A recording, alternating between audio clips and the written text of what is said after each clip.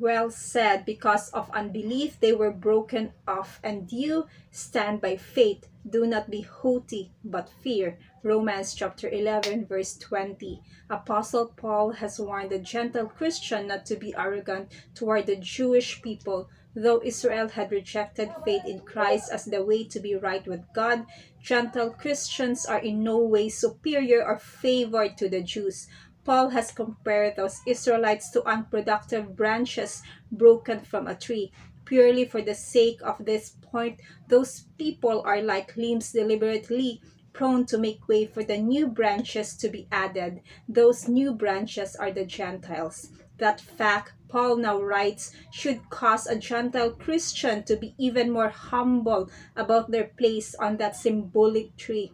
The only difference between the broken off branches and the newly added branches is by grace through faith in Christ.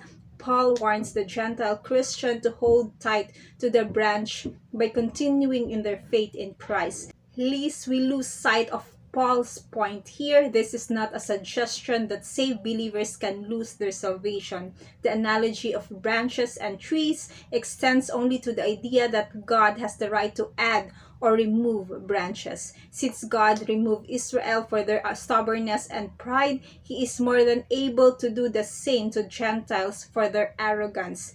Instead of pride in their position, this non-Jewish believer should respect the consequences of drifting from the very faith that brought them to the tree in the first place. Instead of false confidence in themselves because of their position, the Gentile believer should fear the God who gave them that spot and took it away from the unbelieving Jewish people in their era.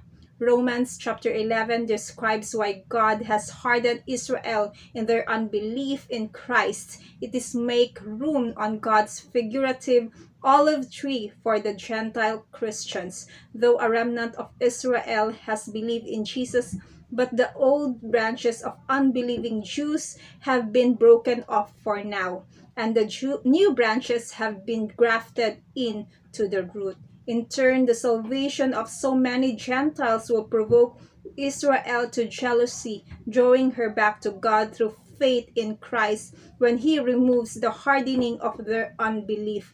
When that happens, after enough Gentiles have believed, then many Israelites will trust in Christ as well, and God will renew their covenant with His people. Paul concludes with a powerful poem or hymn about God's independence and how He is beyond our full comprehension. Oh, the depth of the riches both of the wisdom and knowledge of God, how unsearchable His judgment and His ways past finding out. Who can know the mind of God, and yet He has made His ways known to the children of men through the person and work of His beloved Son. And by His grace we have the mind of Christ. For Him and through Him and to Him are all things, to whom be glory forever. To God be the glory. God bless you.